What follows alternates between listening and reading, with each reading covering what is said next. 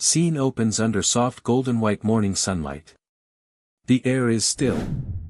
Dew glints on the tall grass stretching across 30 acres of untouched land. My land. When my father died, this land was the only thing he left me. No money, no house, just a patch of earth outside Willow Creek, a quiet town where everyone minds everyone else's business. I used to drive out here every Sunday morning, sit on the tailgate of my truck, and listen to the birds echo off the old oak trees. It was peaceful. Untouched. Mine. Until one morning, it wasn't. That day, I drove up and saw orange flags sticking out of the dirt like spears. Surveyor lines. Then came bulldozers. Then trucks. Then people in neon vests yelling orders and pouring concrete like they owned the place.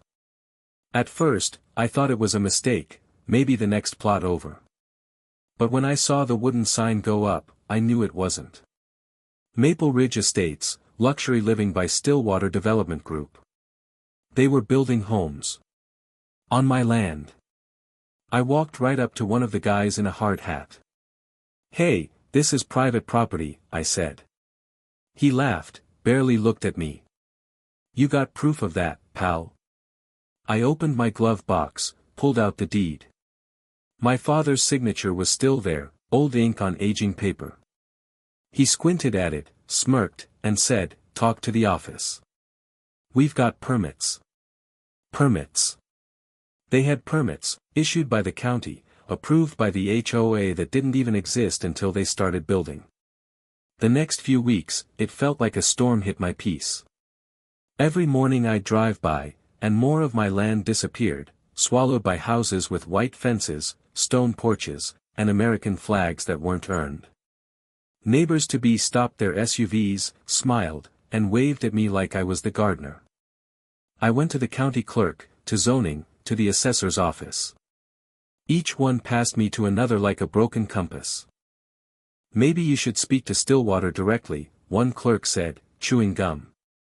"If it's a mistake, they'll fix it." But I already knew. They weren't making a mistake. They were making money. Weeks turned into months. Frames went up. Driveways poured. Signs changed from "coming soon" to "sold." Every house was claimed before it even finished construction. People were moving into my land. Lawn chairs on my soil. Kids running through my father's field. And I did nothing. Not because I was scared, but because I was patient. My father once told me, the man who rushes into a fight loses his leverage. So I waited. Watched. Collected every document. Every title record. Every inspection notice.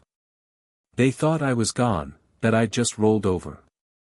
But I was still there, watching from the ridge every morning as the sun hit their perfect little houses. They built 48 homes. They sold every one. And the day the last "sold" sign went up, I finally smiled. Because that's when I knew it was time. When the first HOA meeting invitation landed in my mailbox, addressed to me as a future resident of Maple Ridge Estates, I knew my moment had arrived. Morning sunlight spilled through my kitchen blinds, warm and steady, the kind of morning that looks calm even when your blood's boiling. On the table sat a crisp white envelope.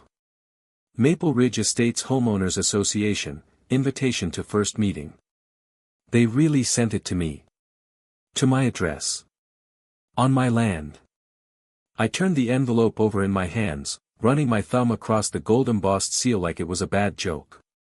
The irony was almost poetic. They'd built their empire right on my soil, and now they were welcoming me into it. That Saturday morning, I drove down the newly paved street, the one that used to be my father's driveway, and parked in front of the freshly built clubhouse. Sunlight bounced off car hoods, and kids rode bikes between houses that smelled of new paint and fake grass. Every house looked identical. Perfectly trimmed. Perfectly soulless. A community built on arrogance and someone else's dirt. Inside the clubhouse, the HOA board sat behind a folding table. At the center was Nancy Caldwell, the president, a woman in her late 40s with sharp eyes and a smile that didn't reach them. She wore pearls at 9 in the morning. That told me everything. "Good morning. You must be our new neighbor," she said, flipping through her clipboard. I smiled. "You could say that." She extended a hand. "Nancy Caldwell, HOA president. We're just getting everything organized, dues, maintenance rules, community standards. You'll find we like to keep things orderly here." I shook her hand, noticing how firm her grip was, a little too firm, like she was trying to prove something. "I'm sure you do," I said. "Order's important, especially when it comes to property lines." Her smile twitched for half a second. Then she laughed it off, motioning me toward the coffee table. The meeting started. Homeowners complained about garbage pickup, lawn heights, mailbox colors. The kind of things people care about when they've never had to fight for anything real. I stayed quiet, listening, taking notes. Every time Nancy said "our land" or "our neighborhood," I circled the word. When she mentioned the HOA's future expansion plan, Phase 2, my chest tightened. They were planning to buy the remaining 5 acres. The only part of my father's land still untouched. After the meeting, I walked up to Nancy. "About Phase 2, I said. "Have you finalized ownership details yet?" She gave me that practiced smile again. "Oh, the developer handles all that. We just manage what's built." "So, the HOA doesn't actually own the land?" I asked casually. Her eyes narrowed slightly. "No, the developer holds temporary rights until transfer." "Why?" "Just curious," I said, turning toward the door. "I like to know who I'm paying dues to." Outside, the sunlight had turned brighter, harsh, almost blinding on the new pavement.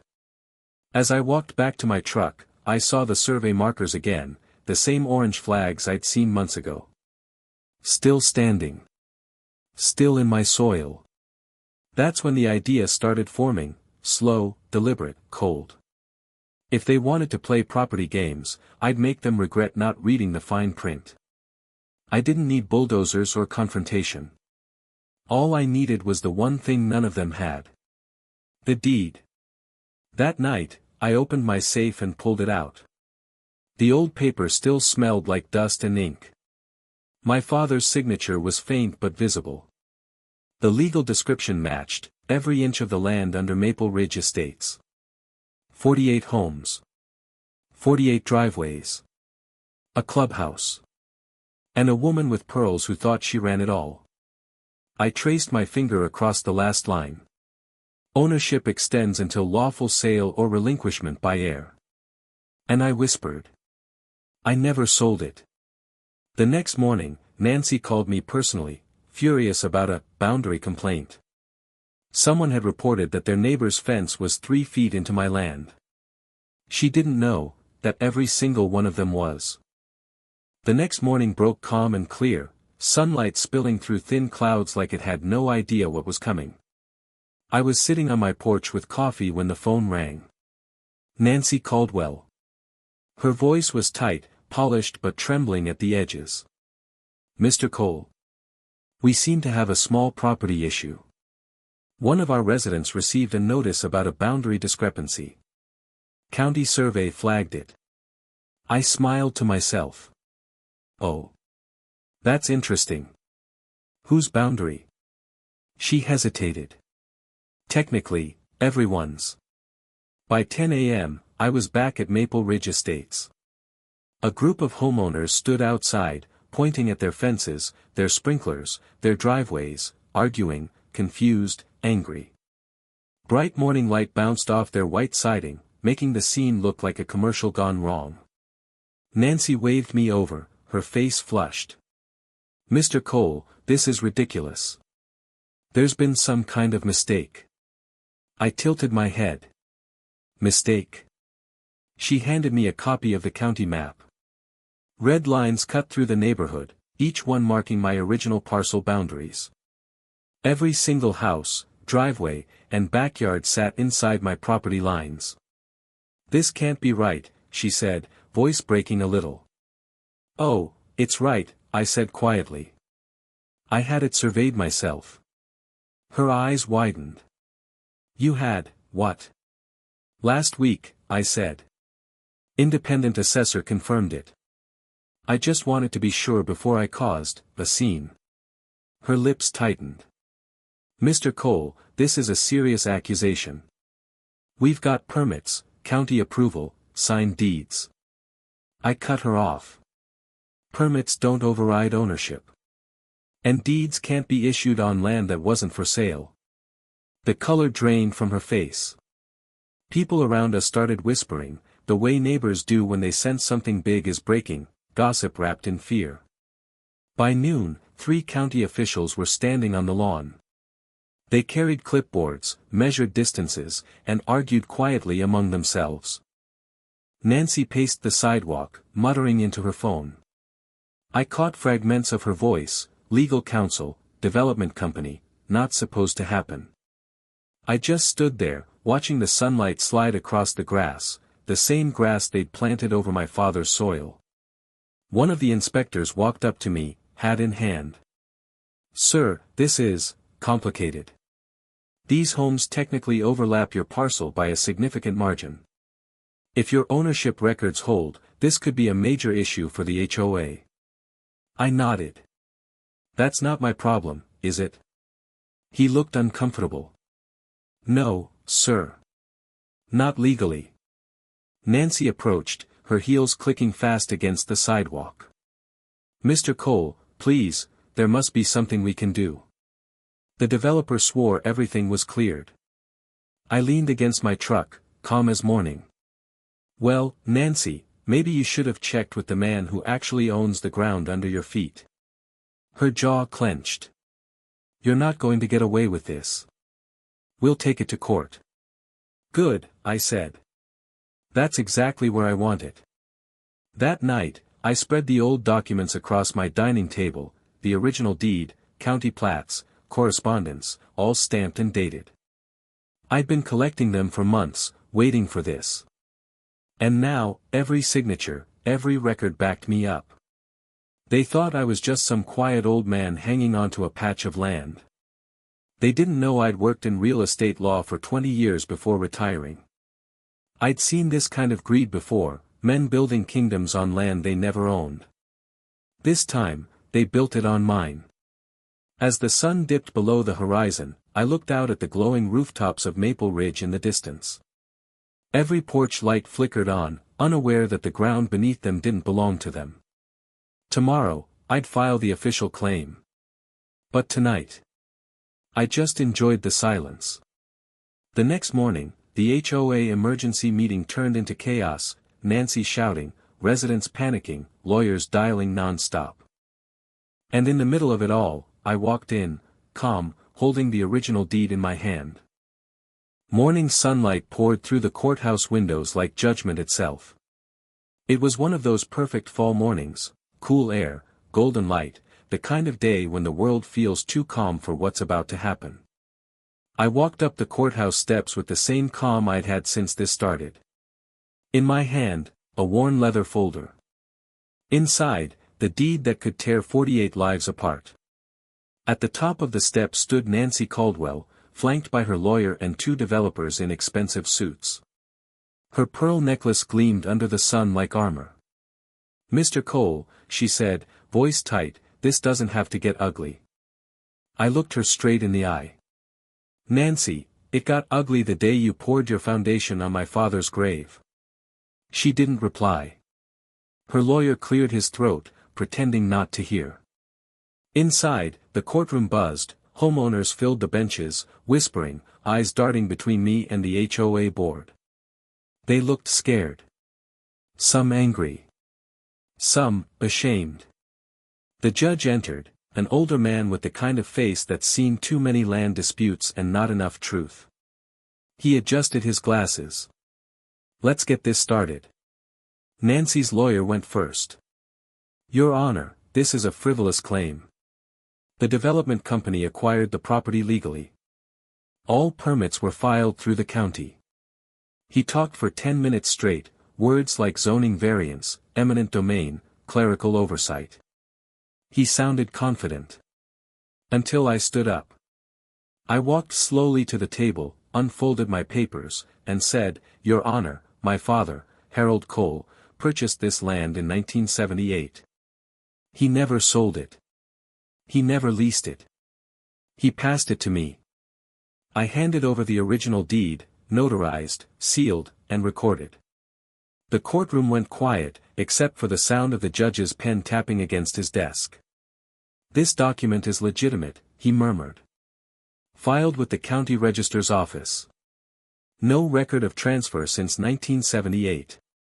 Nancy's lawyer blinked. "That's impossible. The county approved development." I smiled. "The county approved it based on an incorrect parcel record created by Stillwater Development. They never verified the owner. They forged the transaction history." Gasps rippled through the courtroom. Nancy's face turned pale.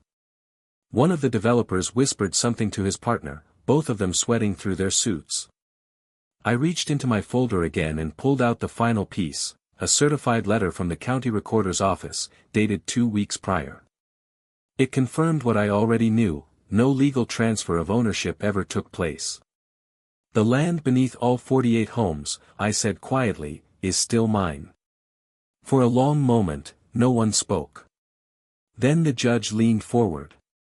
"Is this accurate?" he asked the county official sitting in the front row. The man nodded slowly. "Yes, Your Honor. It appears there was a major administrative error, and possible fraud."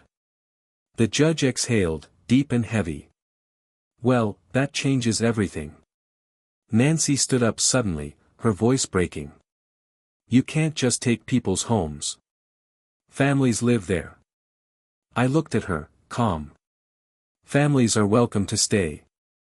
I'm not here to destroy lives, Nancy. I'm here to remind you who built them." Her eyes glistened, not from sympathy, but from defeat. The judge raised his gavel. "This court recognizes Harold and Samuel Cole as the rightful owners of the land known as Maple Ridge Estates. All construction and sale transactions are hereby deemed void pending settlement." The gavel hit wood, and with it, silence fell over the room. As I walked out into the sunlight, the air felt lighter. Homeowners whispered, some crying, some just stunned.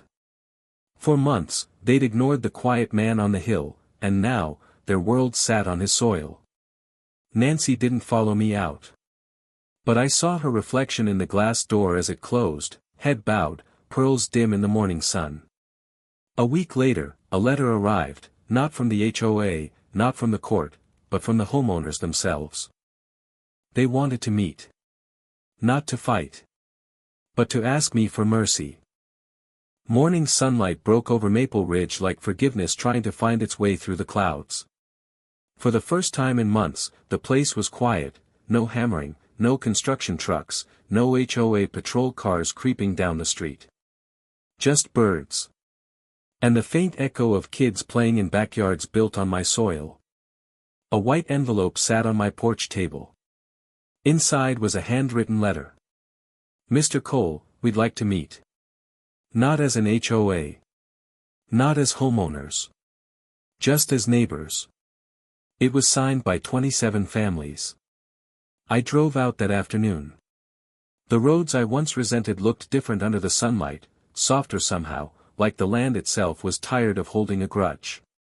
At the end of the street, near the clubhouse that had started it all, they waited. Parents, kids, couples, faces I'd seen from a distance but never really looked at. Nancy was there too. No pearls this time. Just a plain gray sweater and eyes that looked smaller, quieter. A man stepped forward, one of the new homeowners, a teacher, I think. "Mr. Cole," he said, voice steady but respectful, "we didn't know. None of us did. We bought these homes believing everything was legal." I nodded slowly. "I know you didn't. That's why I never came for you. Only for the ones who built over what wasn't theirs." Nancy took a hesitant step closer. I owe you an apology, she said, barely above a whisper. We should have checked. I should have checked. But we were blinded by what we wanted this place to be. The morning breeze caught her hair, carrying her words like confession. I studied her face, the pride that had melted into guilt, the arrogance replaced with something almost human. You turned my father's land into a battleground, I said softly. All he wanted was peace out here. I know, she said. And if you'd let us, we'd like to make it right. They offered to buy the land, all 48 lots, at fair value, together. No middleman, no developer, no HOA cut. But I shook my head. I don't want your money, I said. I want my father's legacy respected. From now on, this land stays under the Cole name. You can live here, every one of you, as tenants, not trespassers. A murmur rippled through the crowd.